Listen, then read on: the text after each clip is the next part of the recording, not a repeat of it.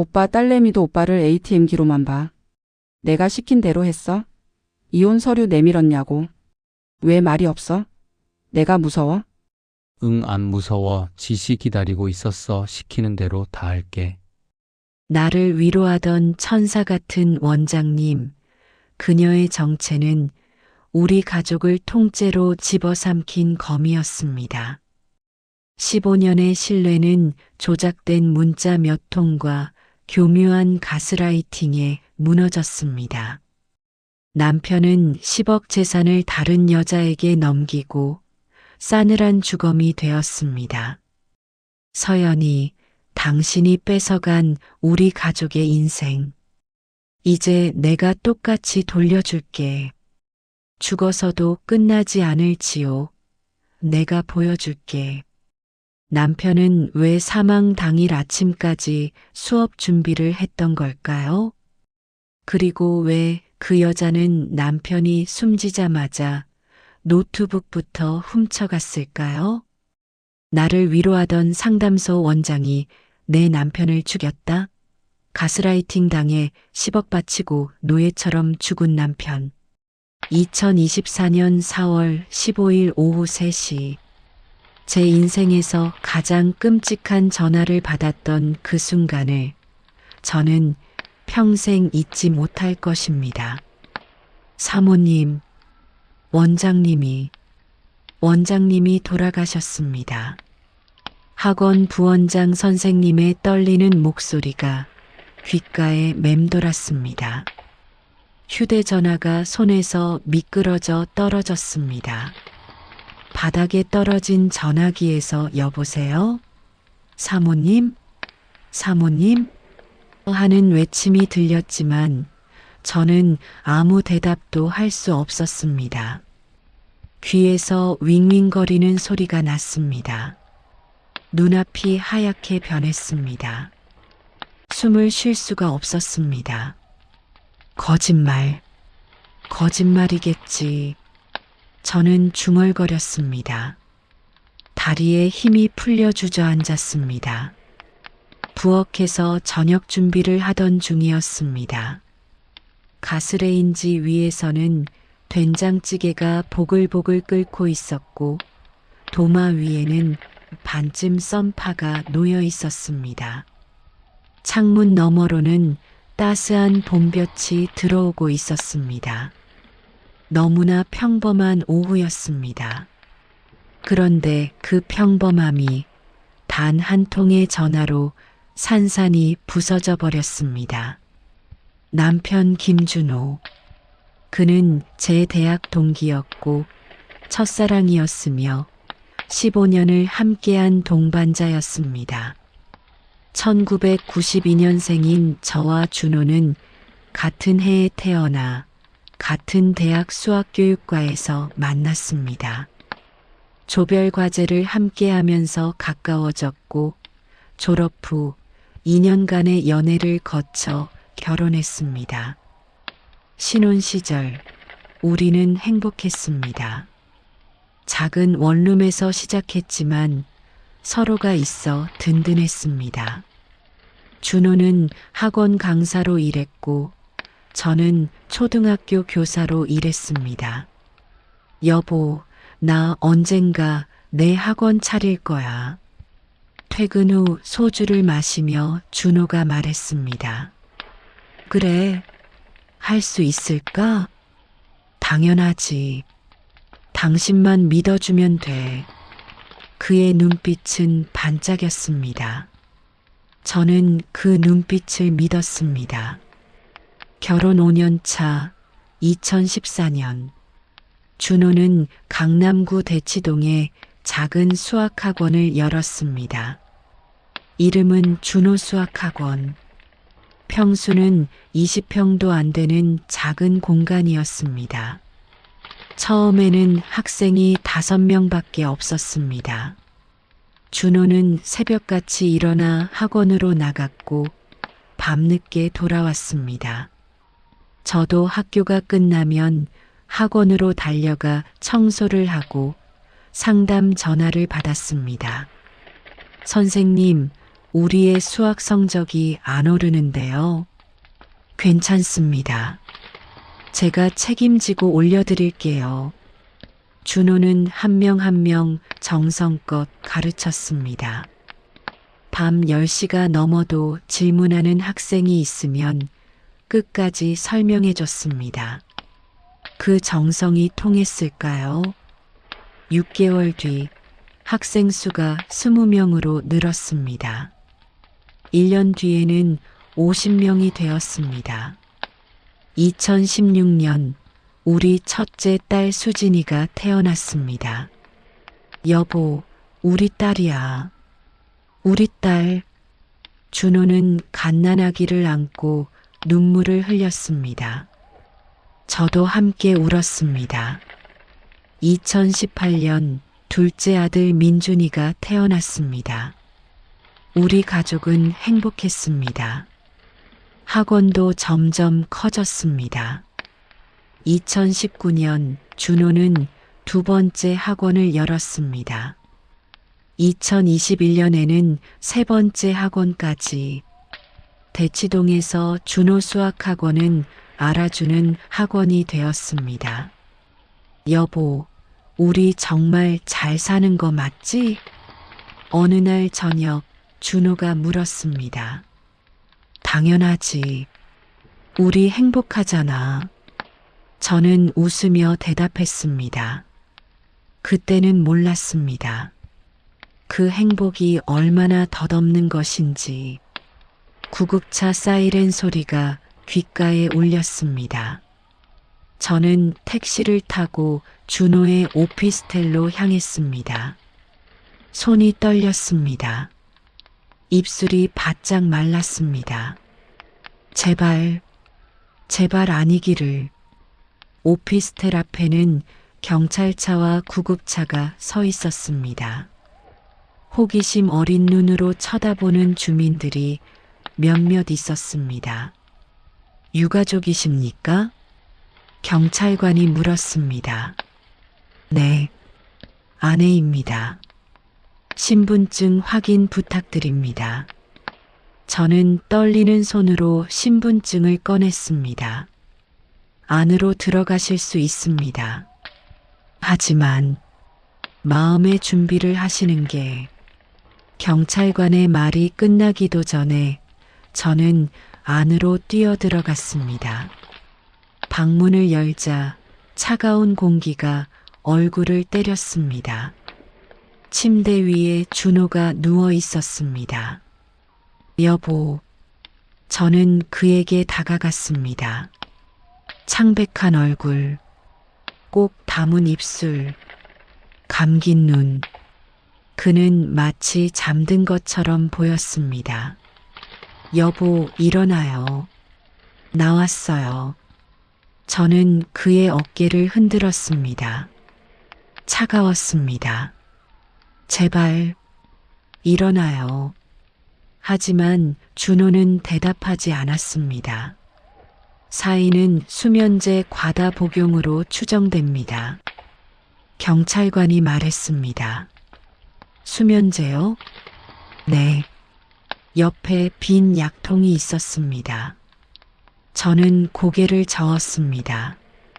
아니에요. 우리 남편은 그럴 사람이 아니에요. 유서는 없었습니다.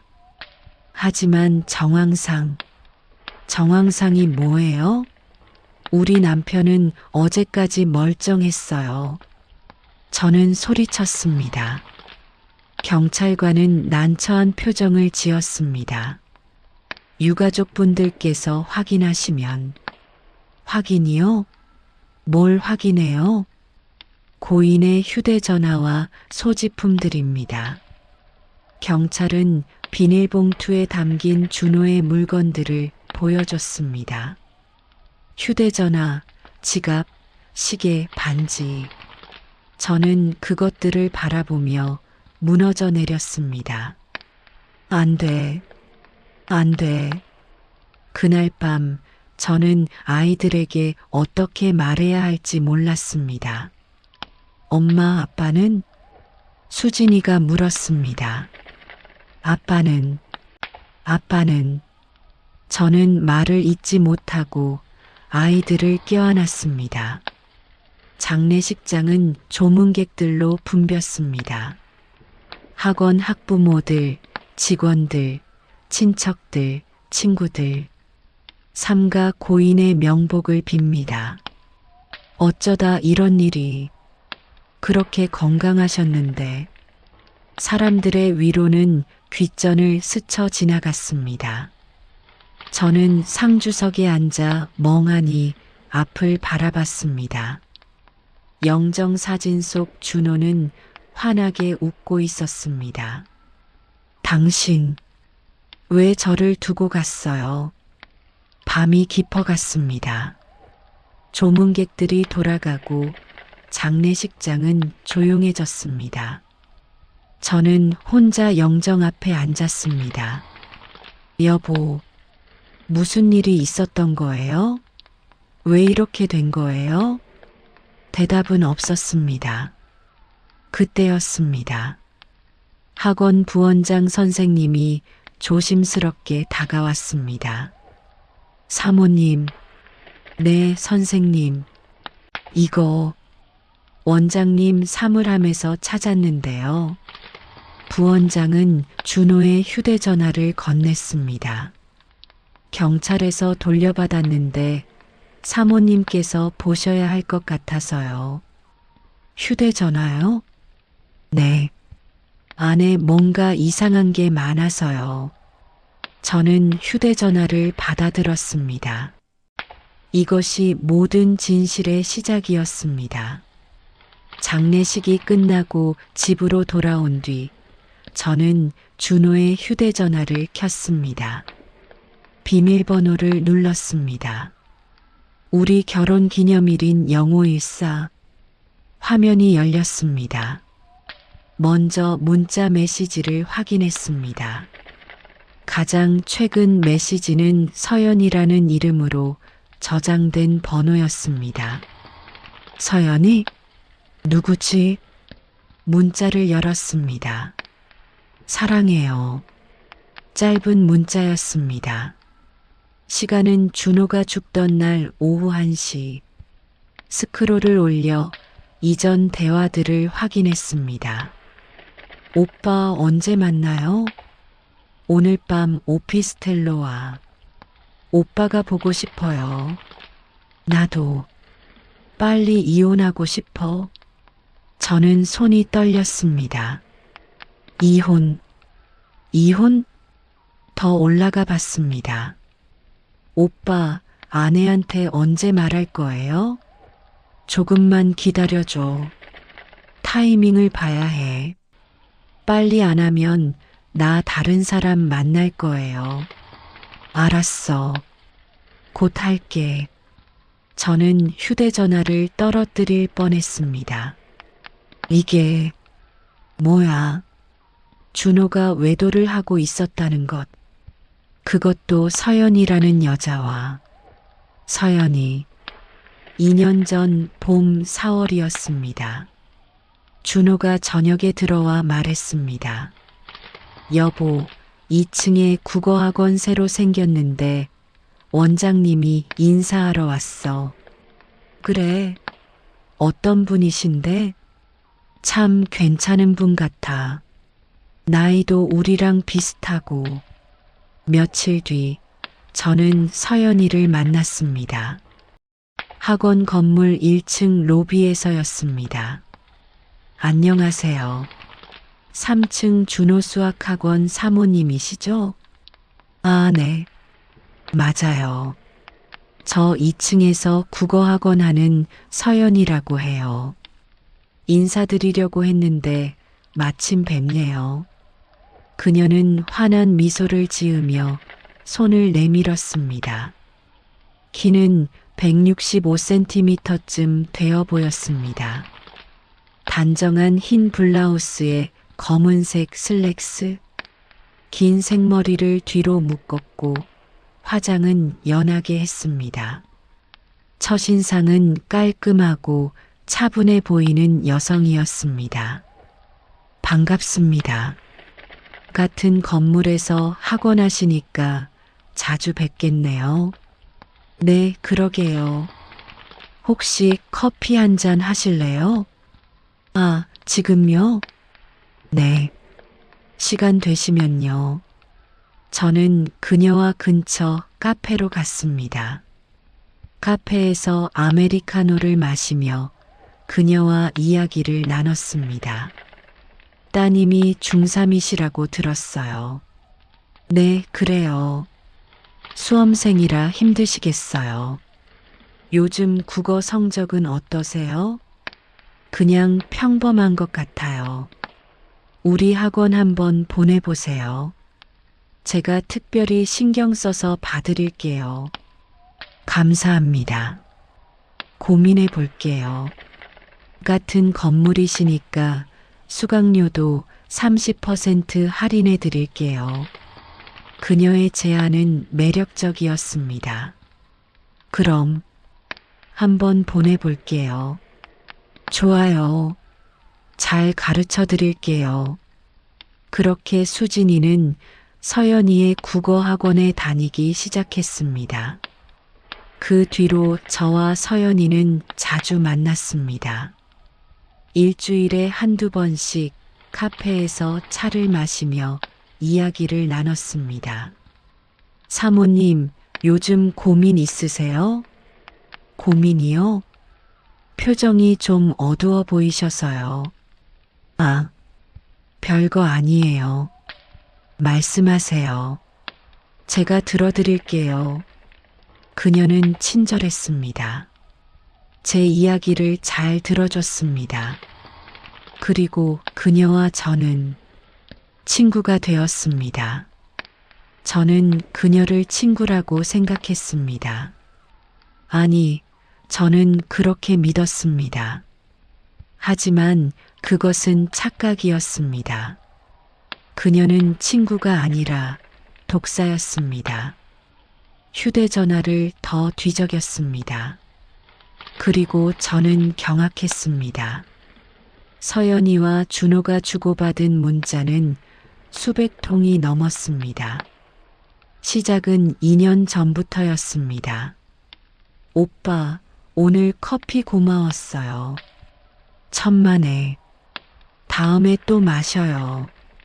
오빠는 왜 이렇게 다정해요? 원래 그런 사람이에요. 점점 친밀해지는 대화들. 오빠, 저 오늘 기분이 안 좋아요. 왜? 무슨 일 있어?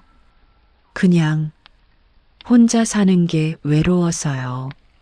내가 위로해 줄까? 오빠가 옆에 있어주면 좋겠어요. 6개월 뒤, 오빠 사랑해요. 나도. 저는 휴대전화를 던져버리고 싶었습니다. 이 여자가 내 친구인 척하면서 더 충격적인 것은 서연이가 저와도 친하게 지냈다는 사실이었습니다. 문자 대화 중에 이런 내용도 있었습니다. 오빠, 오늘 와이프랑 커피 마셨어요. 그래, 뭐라고 하던데? 오빠 칭찬 엄청 하던데요. 착하다고, 열심히 일한다고. 키읔 바보 같지? 너무 순진해 보여서 좀 불쌍하더라고요. 저는 눈물이 났습니다. 문자만으로도 충분히 충격적이었지만 더 끔찍한 것이 남아 있었습니다. 휴대전화 녹음 폴더를 열었습니다. 파일이 수십 개 있었습니다. 첫 번째 파일을 재생했습니다. 이어폰을 꽂고 들었습니다. 서연이의 목소리가 들렸습니다. 오빠, 오늘 얘 한번 죽여보자. 오빠 와이프 미치는 꼴 한번 볼까? 그녀는 즐거운 듯 낄낄거리며 웃고 있었습니다. 저는 온몸에 소름이 돋았습니다. 얘라고? 날 얘라고 불렀어? 준호의 목소리가 들렸습니다. 어떡해요?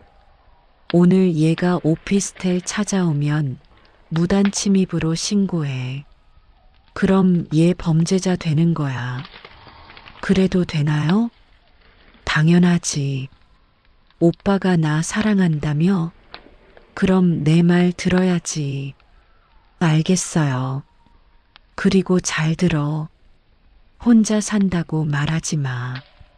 직원들이랑 같이 산다고 해야 불법 침입이 성립돼. 네, 알겠습니다.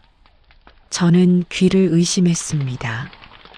모든 것이 계획된 것이었습니다. 1년 전 겨울쯤이었습니다. 준호의 행동이 조금씩 달라지기 시작했습니다. 늦게 들어오는 날이 많아졌습니다. 여보, 오늘 왜 이렇게 늦어? 학원 일이 많아서. 연말이라 상담도 많고. 그래도 자정이 넘었잖아. 신경 쓰지 마. 피곤하니까 자자. 준호는 짜증 섞인 말투로 대답하고는 씻으러 갔습니다. 휴대전화도 달라졌습니다. 예전에는 거실 테이블에 아무렇게나 두었는데 이제는 항상 뒤집어 놓거나 주머니에 넣고 다녔습니다. 문자 소리가 나면 재빨리 확인했습니다. 누구한테 온 거예요? 학원 직원. 밤늦게 무슨 일로? 학원 일이야. 왜 자꾸 물어? 준호는 예민하게 반응했습니다. 옷차림도 달라졌습니다. 예전에는 편한 옷을 입고 다녔는데 이제는 새 셔츠를 자주 사고 향수도 뿌렸습니다. 향수 언제부터 뿌렸어요? 그냥 기분 전환. 무슨 향수예요? 모르겠어. 백화점에서 샀어. 준호는 대답을 회피했습니다. 헬스장도 다니기 시작했습니다. 운동 왜 해요? 전에는 시간 없다고 했잖아요. 건강 관리해야지. 나이 먹으니까. 저는 이상했지만 의심하고 싶지 않았습니다. 그 무렵 서연이가 저에게 말했습니다. 사모님, 요즘 표정이 안 좋으신데 무슨 일 있으세요? 아니에요. 그냥 솔직하게 말씀하세요. 저 친구잖아요. 저는 망설이다가 말했습니다. 사실 남편이 요즘 좀 이상해서요. 이상하다니요? 늦게 들어오고 대화도 안 하려고 하고 휴대전화도 항상 숨기고. 서연이는 심각한 표정을 지었습니다. 혹시 다른 여자 있는 거 아니에요? 설마요. 우리 남편은 그럴 사람이 아니에요. 사모님, 세상에 그럴 사람 아닌 남자는 없어요. 그래도 요즘 남편분 옷차림 달라지지 않았어요? 향수 뿌리거나 몸매 관리하거나. 저는 깜짝 놀랐습니다. 맞아요.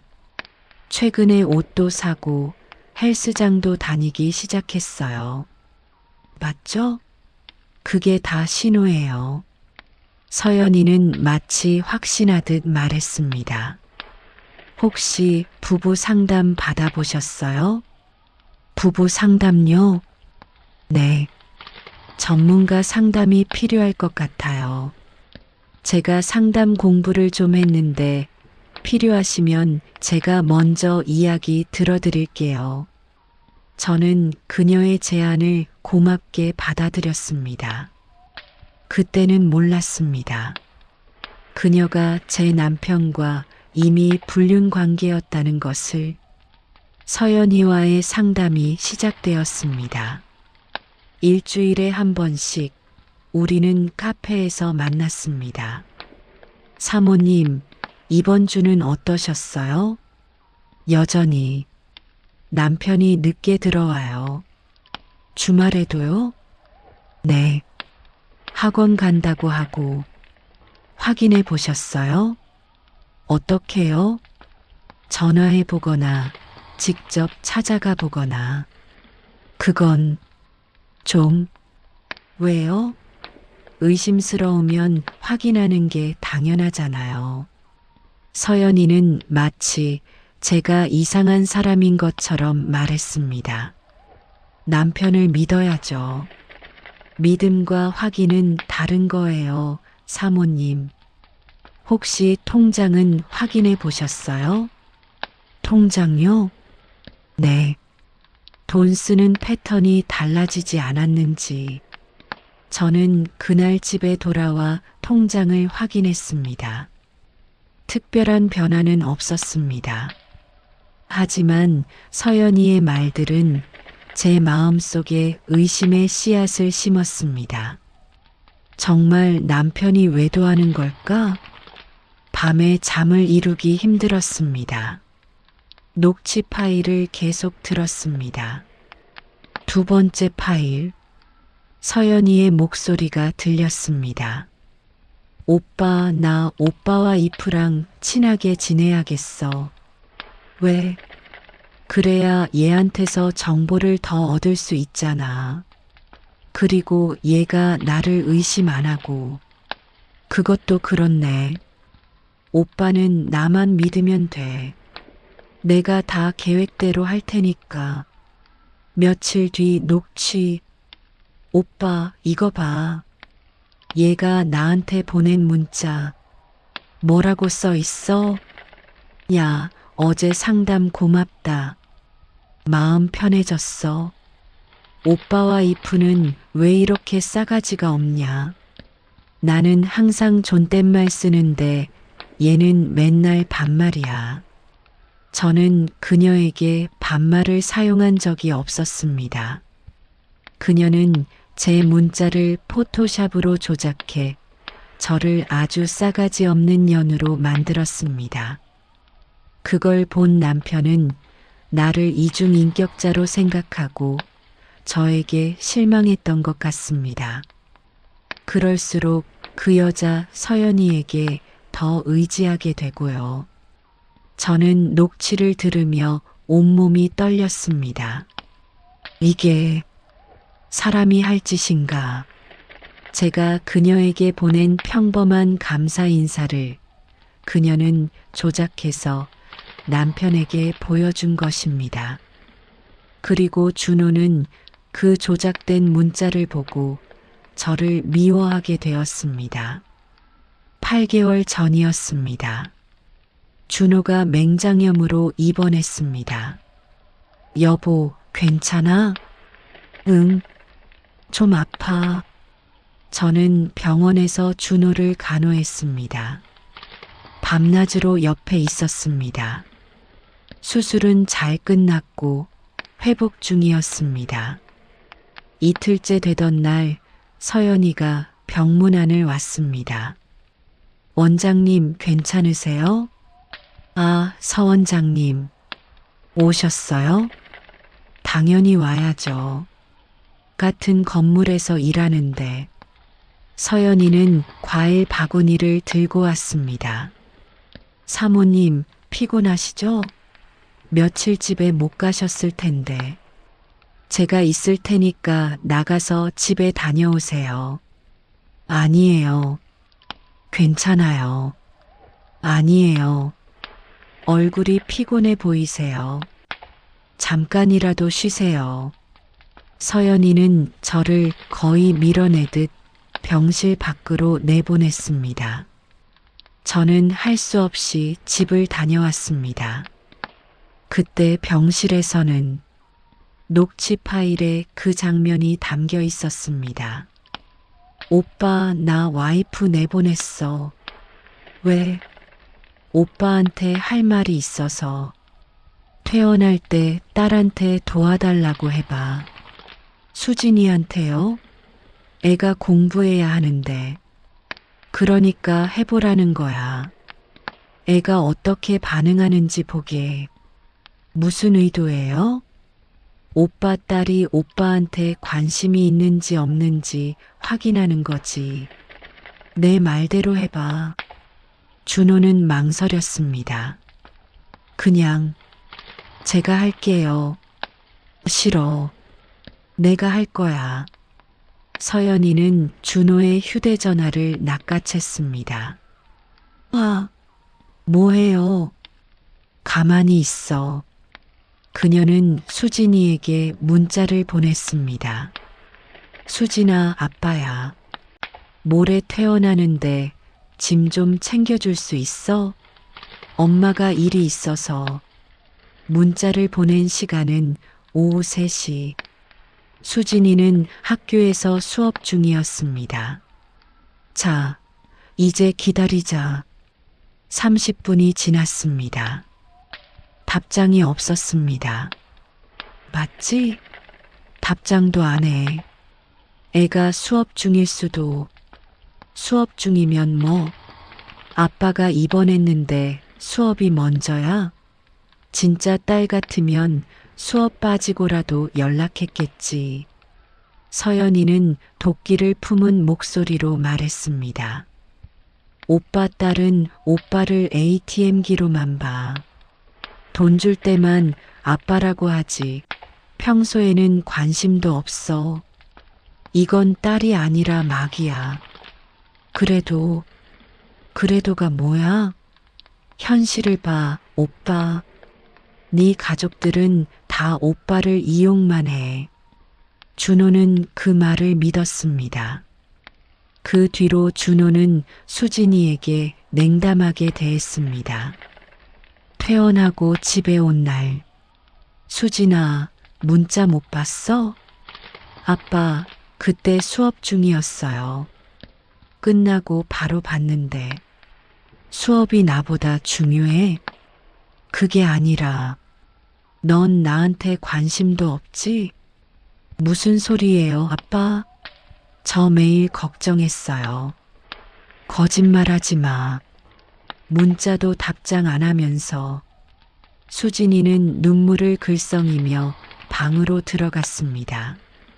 저는 준호에게 항의했습니다. 당신 왜 애한테 그래요? 당신이 뭘 알아?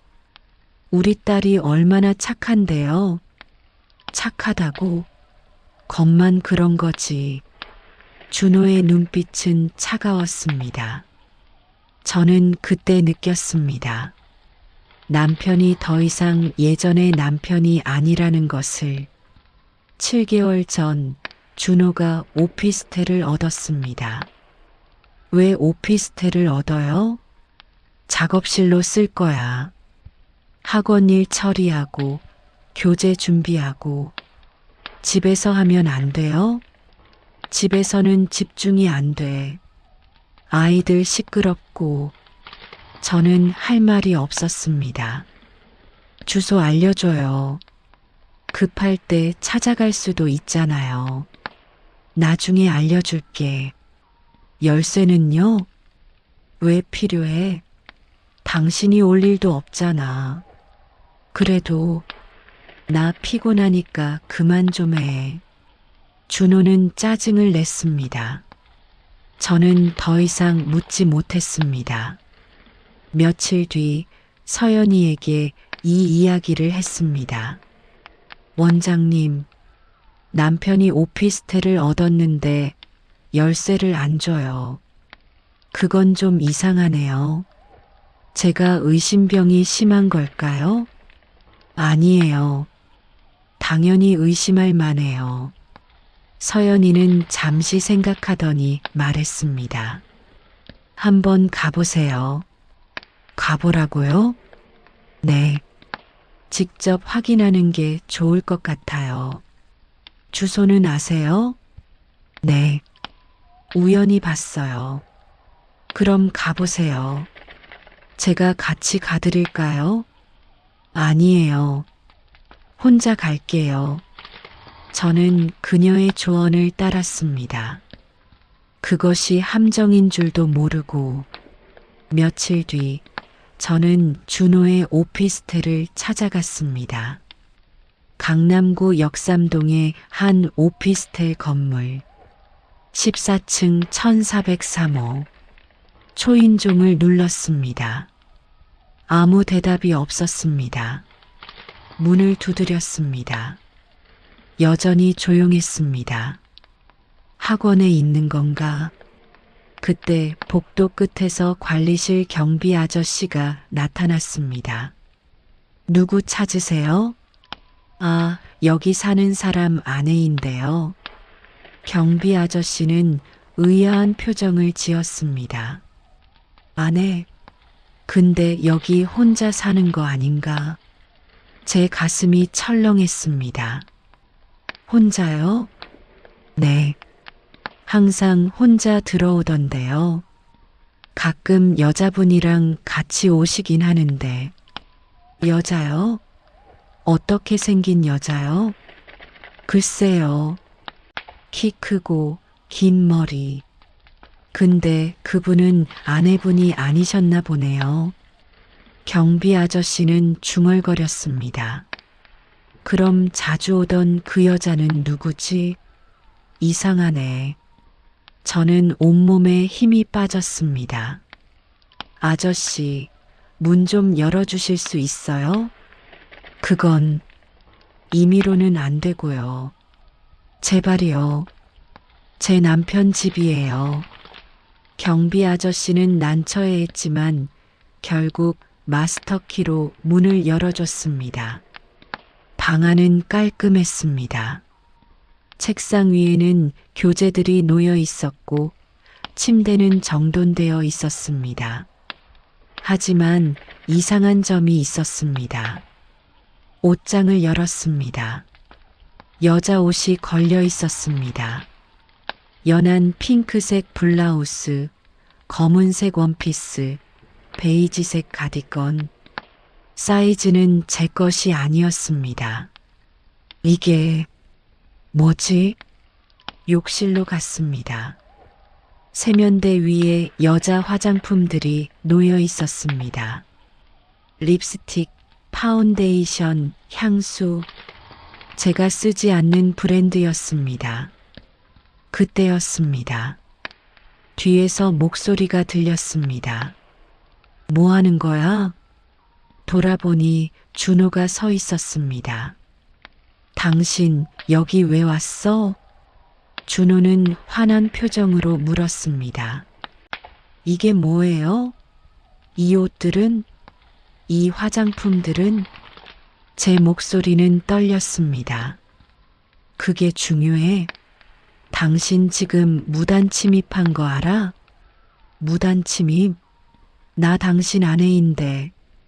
여긴 내 작업실이야. 당신 허락도 없이 들어온 거잖아. 허락? 당신이 열쇠도 안 줬잖아요. 준호는 휴대전화를 꺼냈습니다. 여보세요, 경찰서죠? 여기 무단 침입한 사람이 있는데요. 네, 1403호입니다. 뭐? 당신 지금 뭐 하는 거예요? 저는 준호의 팔을 잡았습니다. 이거나. 준호는 제 손을 뿌리쳤습니다. 경찰이 왔습니다. 무슨 일이십니까? 이 사람이 제 작업실에 무단으로 들어왔습니다. 신고인분과 무슨 관계이신가요? 경찰관이 저에게 물었습니다. 저는 아내인데요. 준호는 거짓말을 했습니다. 여기는 제가 직원들이랑 같이 쓰는 공간입니다. 이 사람이 제 허락 없이 무단으로 침입한 겁니다. 결국 저는 경찰서에 가서 조사를 받았습니다. 준호는 혼자 산다가 아니라 직원들과 함께 쓰는 공간이라고 주장했습니다. 경비 아저씨는 혼자 사는 줄 알았다고 증언했습니다. 하지만 준호는 직원들이 교대로 사용한다며 주장을 굽히지 않았습니다. 다행히 기소까지는 가지 않았지만 저는 경고를 받았습니다.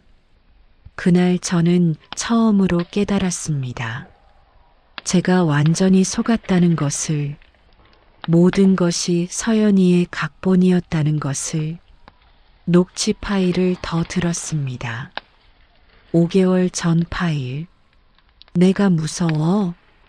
서연이의 차갑고 날카로운 목소리. 아니요. 그럼 뭐해? 지시만 기다려. 네. 알겠습니다. 준호의 목소리는 힘이 없었습니다. 마치 로봇처럼. 오늘 아내한테 이혼 얘기해. 지금요? 너무 갑작스러운 거 아니에요? 갑작스럽긴 뭐가 갑작스러워. 우리 이미 2년 가까이 만났잖아. 그래도 애들은 네가 ATM인 줄만 알지. 아빠인 줄 알아? 특히 네 딸. 완전 막이잖아. 그렇지만이 뭐야? 나한테 사랑한다며? 거짓말이었어? 아니에요. 사랑해요. 그럼 오늘 당장 이혼 얘기해. 안 하면 우리 끝이야. 알겠어요. 할게요. 준호의 목소리는 체념한 사람 같았습니다. 저는 녹취를 들으며 눈물을 흘렸습니다.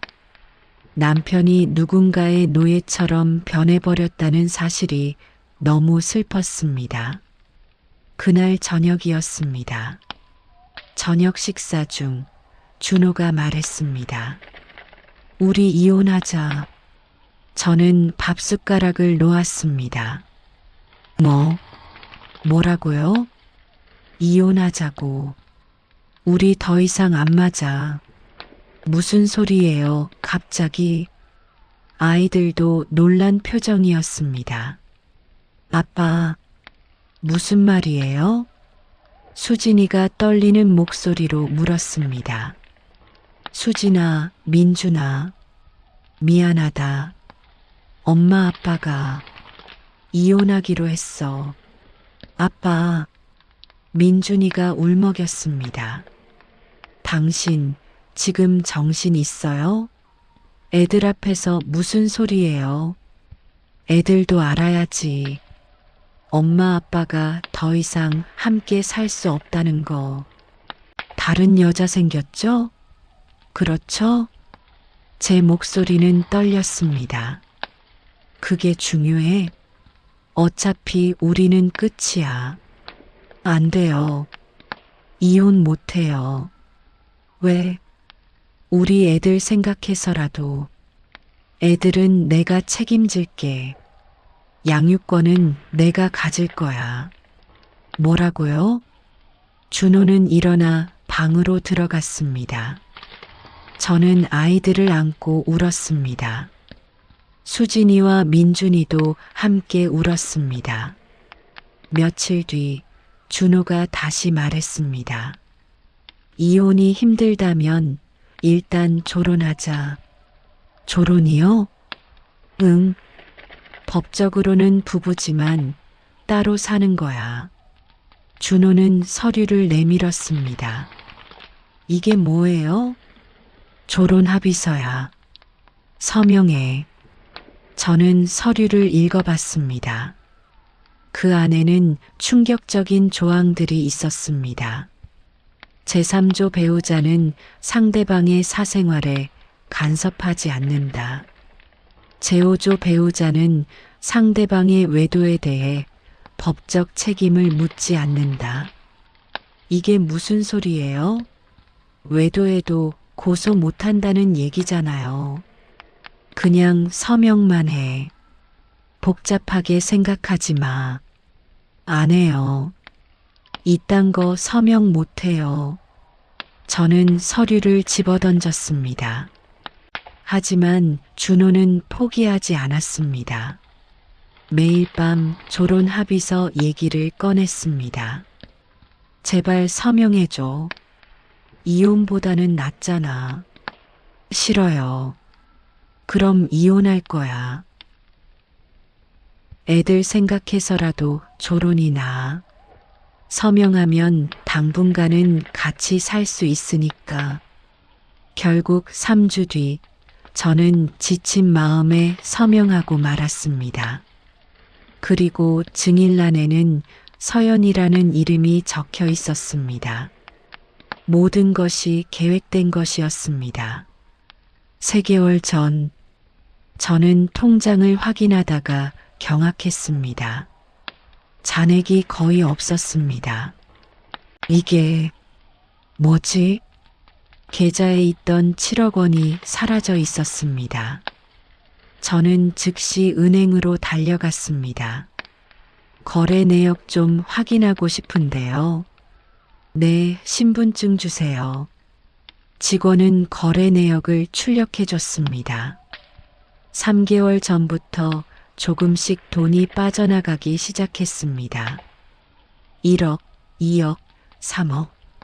수신자는 모두 서연이었습니다. 이게 대체... 집으로 돌아와 준호에게 물었습니다. 당신 서연이한테 돈 보냈어요? 응. 왜요? 얼마나 보냈는데요? 7억. 7억? 미쳤어요? 내 돈인데 내가 쓰면 안 돼? 부부 공동 재산이잖아요. 조론 합의서에 서명했잖아. 이제 각자 재산이야. 저는 할 말을 잃었습니다.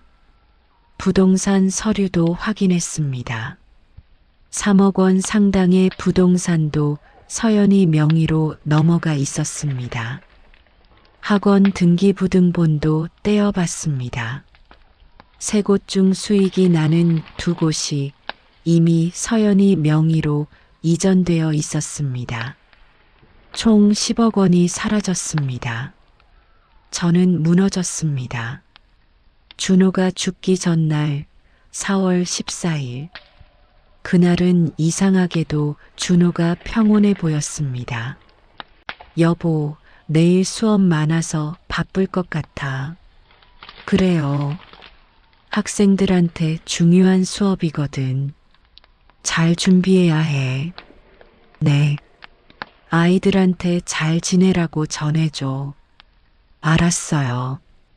그날 밤 준호는 학원 직원들과 전화 통화를 했습니다.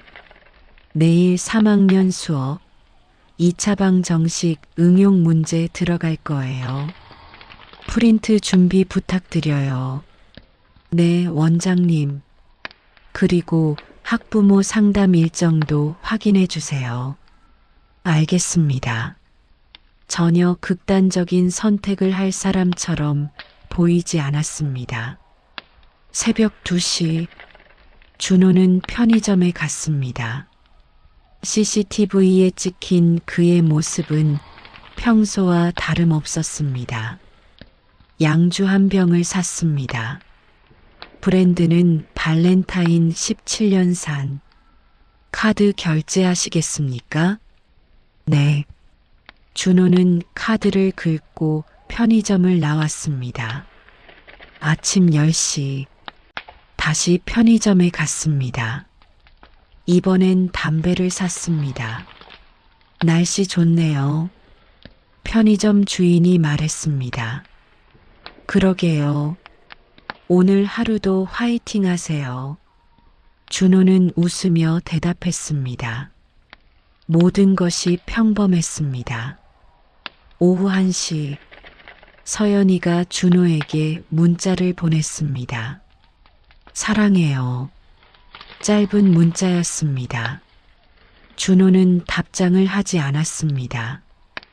오후 1시 30분, 오피스텔 CCTV에 서연이가 들어가는 모습이 찍혔습니다. 그녀는 선글라스를 쓰고 모자를 눌러 썼습니다. 오후 2시 서연이가 나오는 모습이 찍혔습니다. 표정은 평온했습니다. 오후 3시 학원 부원장이 준호에게 전화를 걸었습니다. 받지 않았습니다. 오후 3시 30분 부원장이 오피스텔로 갔습니다. 초인종을 눌렀습니다. 대답이 없었습니다. 관리실에 연락해서 문을 열었습니다. 그리고 발견했습니다. 침대 위에 누워있는 준호를. 원장님, 원장님. 부원장은 119에 전화했습니다. 하지만 이미 늦었습니다. 준호는 숨져 있었습니다. 저는 계속 녹취 파일을 들었습니다. 10번째 파일. 준호가 죽기 일주일 전 녹음. 오빠, 우리 언제 결혼해요? 이혼하면 바로. 빨리 해요. 나 기다리는 거 싫어. 알았어. 최대한 빨리 할게. 재산은 다 정리했어요? 응. 거의 다 당신 명의로 옮겼어. 학원도? 두 곳은 이미 당신 거야. 나머지 하나는? 그건 직원들이 있어서 그것도 넘겨요. 우리 결혼하면 필요 없잖아. 알았어. 11번째 파일. 준호가 죽기 3일 전. 오빠 피곤해 보여요. 요즘 잠을 못 자서. 왜요? 그냥 불안해서. 뭐가 불안해요? 이렇게 하는 게 맞는 건가 싶어서.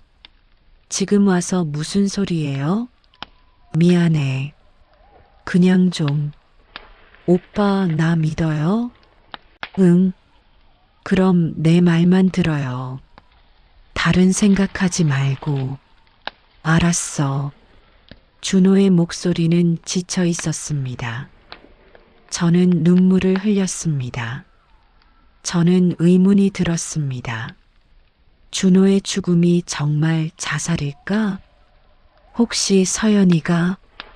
변호사를 찾아갔습니다. 이 녹취록으로 뭔가 할 수 있을까요? 변호사는 녹취록을 듣고 심각한 표정을 지었습니다. 일단 재산 반환 소송은 가능합니다. 사기와 재산 탈취에 해당하니까요. 그리고 혹시 남편 죽음도 의심스러운데요. 어떤 점이요? 전날까지 멀쩡했는데 갑자기 극단적 선택을 했다는 게 이상해요. 게다가 서연이가 죽기 직전에 오피스텔에 들어갔어요. CCTV 있나요? 네. 그럼 경찰에 재수사 요청을 해보시죠. 저는 경찰서에 갔습니다. 재수사 요청하고 싶습니다. 어떤 건에 대해서요? 제 남편 사망 건입니다. 경찰은 난색을 표했습니다. 이미 자살로 결론 났는데요. 새로운 증거가 있습니다. 저는 CCTV와 녹취록을 제출했습니다. 검토해 보겠습니다. 며칠 뒤 저는 서연이를 직접 찾아갔습니다. 강남의 한 펜트하우스, 월세 500만 원짜리 고급 아파트였습니다. 초인종을 눌렀습니다. 누구세요? 저예요. 김준호 아내. 잠시 침묵이 흘렀습니다. 문이 열렸습니다. 서연이가 실크 가운을 입고 서 있었습니다. 무슨 일이세요? 우리 남편한테서 받은 돈 돌려주세요. 돈이요? 무슨 돈? 7억이요. 그리고 부동산, 학원까지 총 10억. 서연이는 비웃었습니다. 그건 사업 투자금인데요. 투자금? 사기친 거잖아요. 사기라니요? 저희는 사랑하는 사이였어요. 자발적으로 준 거예요. 당신이 남편을 가스라이팅 했잖아요. 증거도 다 있어요. 저는 휴대전화를 꺼냈습니다. 녹취록이요? 그게 증거가 돼요? 법정에서 증거로 쓸 수 있어요. 그래요? 그럼 해보시죠. 전 법정에서 우리가 진실한 사랑이었다는 걸 증명할 거예요. 서연이는 문을 쾅 닫아버렸습니다. 저는 주먹을 쥐었습니다. 기다려요. 반드시 당신을 법정에 세울 거예요. 저는 변호사와 함께 소송을 준비했습니다. 먼저 상간 소송을 제기하겠습니다. 조론 합의서에 상간 소송 금지 조항이 있는데요. 그 합의서 자체가 사기로 받아낸 거라고 주장하면 됩니다. 그럴 수 있을까요? 녹취록이 있으니까 가능합니다. 재산 반환은요? 그것도 함께 소송하겠습니다. 사기와 재산 탈취로 소송장을 제출했습니다. 며칠 뒤 서연이 측 변호사에게서 연락이 왔습니다. 의뢰인께서 합의를 원하십니다. 합의요? 네. 5억을 돌려드리겠다고 하시는데요. 10억을 가져갔는데 5억만 돌려준다고요? 나머지는 이미 사용했다고 합니다. 안 됩니다. 10억 전부 돌려받을 겁니다. 그럼 법정에서 뵙겠습니다. 저는 합의를 거부했습니다. 재판일이 다가왔습니다. 2024년 7월 15일 서울중앙지방법원. 저는 떨리는 마음으로 법정에 들어섰습니다. 서연이는 고급 정장을 입고 앉아 있었습니다. 마치 피해자인 양 눈물까지 글썽이고 있었습니다. 재판이 시작되었습니다. 원고 측 주장하십시오. 저희 변호사가 일어났습니다. 피고 서연이는 망인 김준호를 가스라이팅하여 재산 10억 원을 편취했습니다. 증거로 녹취록과 문자 메시지를 제출합니다. 피고 측 반박하십시오. 서연이의 변호사가 일어났습니다. 피고와 망인은 진실한 사랑을 나눈 사이였습니다. 재산 이전도 자발적인 증여였습니다. 증거가 있습니까? 네. 망인이 피고에게 보낸 편지들입니다. 서연이 측은 준호가 쓴 편지들을 제출했습니다. 사랑해요, 연희야. 당신 없이는 못 살아요. 빨리 결혼하고 싶어요. 재판장은 심각한 표정으로 서류를 검토했습니다. 녹취록을 재생해 주시기 바랍니다. 법정에 준호와 서연이의 대화가 울려 퍼졌습니다. 오늘 한번 얘 죽여보자. 당신 와이프 미치는 꼴 한번 볼까? 방청객들이 웅성거렸습니다. 하지만 서연이의 변호사는 반박했습니다. 이 녹취는 맥락이 제거된 편집본입니다. 전체를 들으면 농담처럼 한 말입니다. 농담이요? 네. 친밀한 연인 사이에서 나올 수 있는 장난스러운 표현입니다. 재판은 길어졌습니다. 두 번째 재판, 수진이가 증인으로 나섰습니다. 증인, 선서해 주시기 바랍니다. 수진이는 떨리는 목소리로 선서했습니다. 양심에 따라 숨김과 보탬이 없이 사실 그대로 말할 것을 맹세합니다. 증인, 피고를 아십니까? 네, 알아요. 어떤 관계였습니까? 제가 서 원장님 학원을 다녔어요. 학원에서 어떤 일이 있었습니까? 수진이는 눈물을 흘렸습니다. 서 원장님이 아빠 얘기를 자꾸 하면서 엄마 욕을 했어요. 구체적으로 말씀해 주시겠습니까?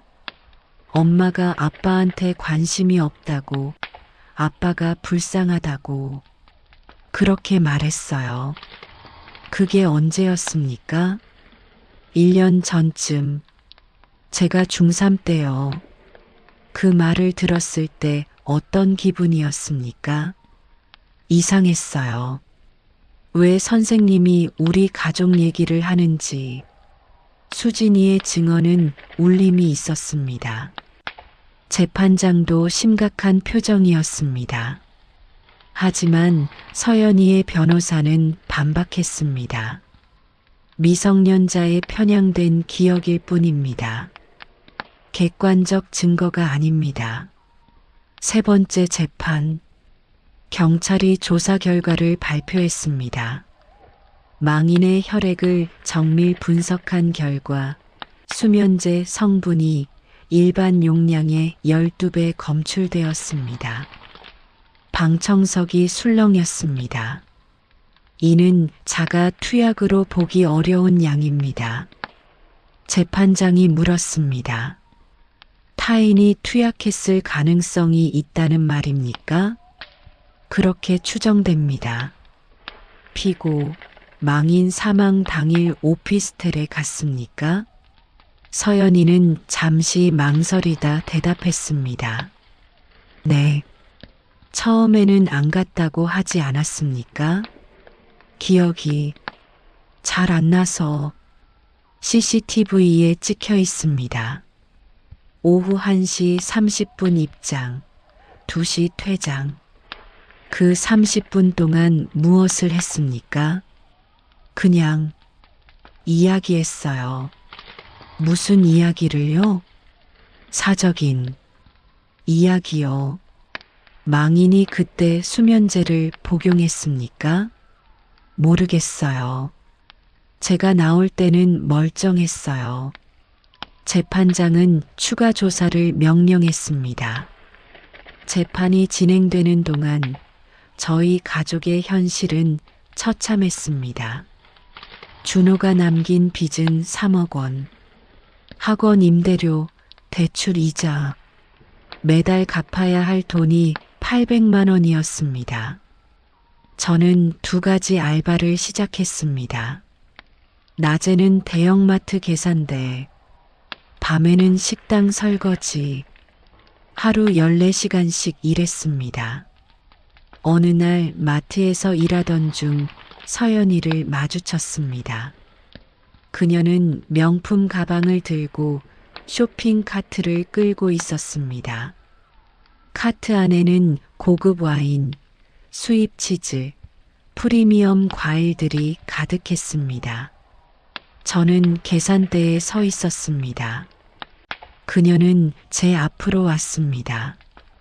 어머, 이게 누구세요? 놀란 척하며 말했습니다. 여기서 일하세요? 힘들겠어요. 저는 아무 말도 하지 않았습니다. 그래도 열심히 사시네요. 대단해요. 아이들도 잘 키우시고. 조롱하는 말투였습니다. 계산 부탁드려요. 그녀는 고급 신용카드를 내밀었습니다. 130만 원입니다. 떨리는 손으로 카드를 받았습니다. 네, 결제되었습니다. 그녀는 웃으며 나갔습니다. 그 돈도 우리 남편 돈이었을 것입니다. 2024년 10월 20일 최종 판결일이었습니다. 재판장이 말했습니다. 피고 서연이는 망인을 기망하여 재산을 편취한 것으로 판단됩니다. 따라서 피고는 원고에게 10억 원을 반환하라. 또한 망인의 사망과 관련하여 추가 형사 조사를 명합니다. 저는 눈물을 흘렸습니다.